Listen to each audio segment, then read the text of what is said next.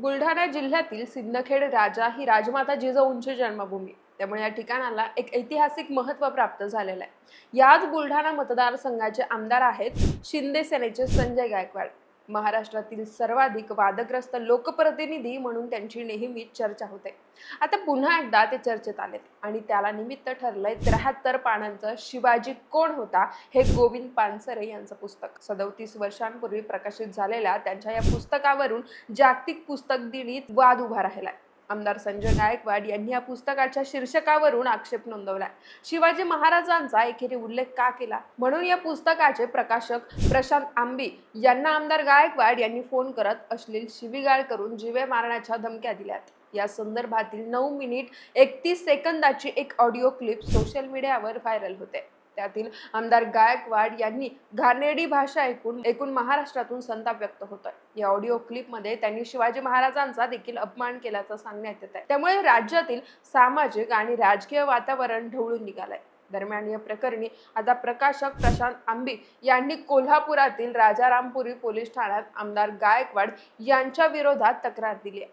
पण गोविंद पानसरे यांच्या शिवाजी कोण होता या पुस्तकावरून पहिल्यांदाच वाद होतोय का? तर नाही.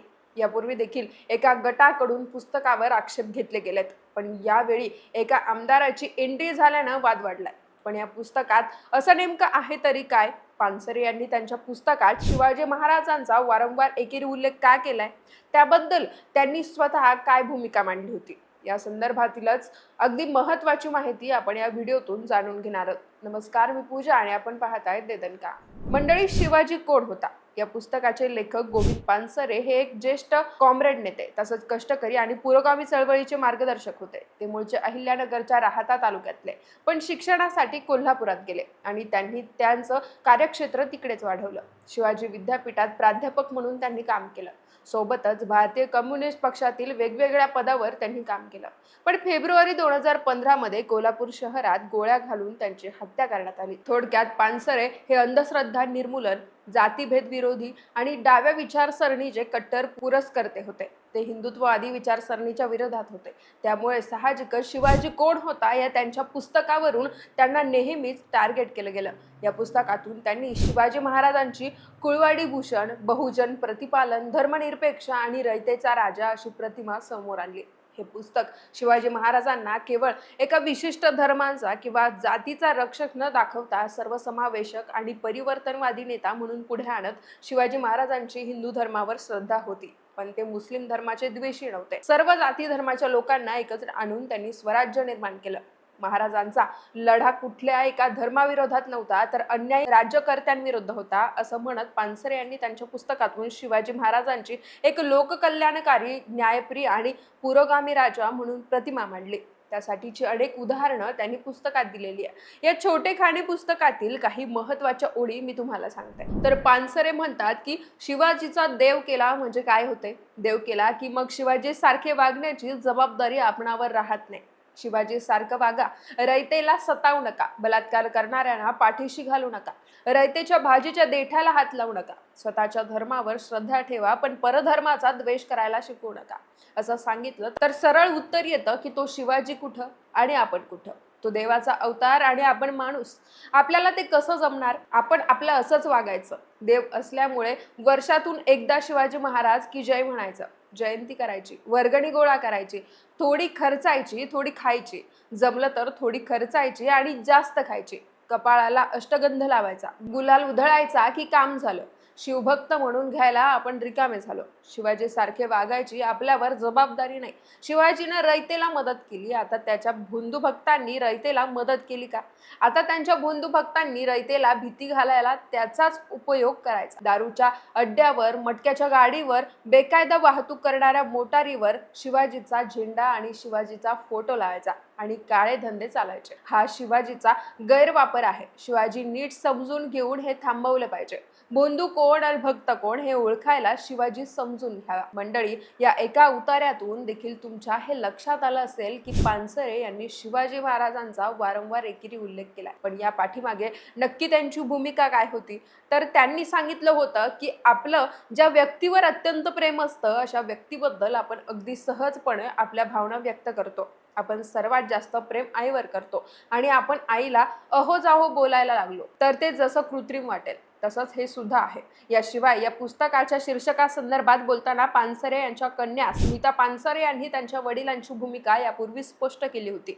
त्या म्हणाल्या होत्या की माझ्या वडिलांनी शिवाजी महाराजांच्या जीवन कार्यावरील पुस्तके वाचली, त्यांचे चरित्र अभ्यासले, त्यावर व्याख्याने दिले आणि त्यानंतर त्यांनी भाषणांचेच एक पुस्तक लिहिले. ते असं म्हणत की मी ग्रामीण भागातून आलोय, आपली बहुतांश जनता शेतकरी आहे, त्यांचं शिवाजीशी नातं खूप जवळच आहे. ते शिवाजी महाराजांना आपलं दुःख समजून घेणारा, आपण किती हलाखीचं आयुष्य जगत आहोत त्याची जाणीव असणारा, आपल्यावर दुःख लादणाऱ्या जुलमी सत्तेपासून स्वातंत्र्य देणारा आणि स्वराज्य स्थापन करणारा आपला सखा, आपला बाप मानतात. पानसरे म्हणायचे की ग्रामीण भागात आई बापाला आपण कोणतीही विरुद्ध लावत नाही, त्यांच्यासारखा शिवाजी आपल्या हृदयाच्या खूप जवळ आहे. त्यानं आम्हाला स्वराज्याचं स्वप्न दाखवलं, मावळ्यांच्या सोबतीने ते उभं केलं. अशा माणसाबद्दल आम्ही आमच्या बापासारखंच बोलू, तो आम्हाला आमच्या बापासारखा आहे. म्हणून त्याचा उल्लेख करताना आम्ही कोणतीही विरुद्ध लावत नाही, कारण आम्हाला त्याच्यात आणि आमच्यात अंतर नको आहे, अशी आठवण स्मिता पानसरे यांनी सांगितलेली आहे. त्या असंही म्हणाल्या होत्या की ज्यांना शिवाजी महाराजांचा राजकारणासाठी उपयोग करायचा आहे त्यांनी आम्हाला काय म्हणायचं आहे हे सांगू नये, काहीही झालं तरी हे नाव मी मागे घेणार नाही, असं त्यांनी स्पष्ट केलेलं आहे. तर सामाजिक कार्यकर्ते सुभाष वारे यांनी या संदर्भात प्रतिक्रिया देताना सांगितलं होतं की आईचा, विठोबा माऊलीचा जसा एकेरी उल्लेख तसा शिवाजी उल्लेख पानसरे यांनी केलाय. तसंच त्या पुस्तकाचं केवळ शीर्षक न वाचता ते पुस्तक पूर्णपणे वाचण्याची मेहनत घ्यायला हवी. पुस्तक वाचणाऱ्यांना या पुस्तकात शिवाजी महाराजांबद्दल आदर, आपलेपणा आणि अभिमान असल्याचंच दिसेल, असं मत सुभाष वारे यांनी व्यक्त केलं होतं. बरं, शिवाजी असा एकेरी उल्लेख करणारं गोविंद पानसरे यांचं हे एकच पुस्तक आहे का? तर नाही. प्रबोधनकार ठाकरे यांचं शिवाजी महाराजांच्या गनिमी काव्याविषयीचं एक पुस्तक आहे ज्याचं शीर्षक दगलबाज शिवाजी असं आहे. याशिवाय गोविंद पानसरे यांचं शिवाजी कोण होता हे पुस्तक प्रकाशित व्हायच्या आधी म्हणजेच 1949 मध्ये गणेश कुऱ्हाडे यांनी लिहिलेल्या पुस्तकाचं नावही शिवाजी कोण होता असंच आहे. आता अगदी अलीकडचं उदाहरण घ्यायचं झालं तर 6 वर्षांपूर्वी दिल्लीतील भाजपचे नेते जय भगवान गोयल यांनी लिहिलेलं एक पुस्तक प्रकाशित झालं होतं आणि त्याचं नाव होतं आज के शिवाजी नरेंद्र मोदी. या पुस्तकावरून देखील त्यावेळी मोठा गदारोळ उडाला होता. दरम्यान आता आमदार संजय गायकवाड यांनी पानसरे यांच्या पुस्तकावर आक्षेप घेतल्यानं पुन्हा एकदा वाद उभा राहिलाय. अर्थात शिवाजी महाराजांच्या एकेरी उल्लेखावरून आजही चर्चा होऊ शकते.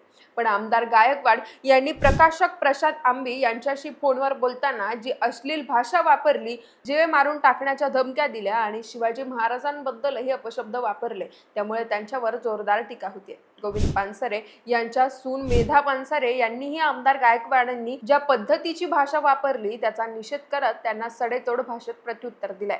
तसंच आम्ही पुस्तकाच्या आणखी प्रती छापू, आमदार संजय गायकवाड यांच्यावर कायदेशीर कारवाई झाली पाहिजे, आम्ही वकिलांचा सल्ला घेत आहोत, असं देखील मेधा पानसरे यांनी म्हटलंय.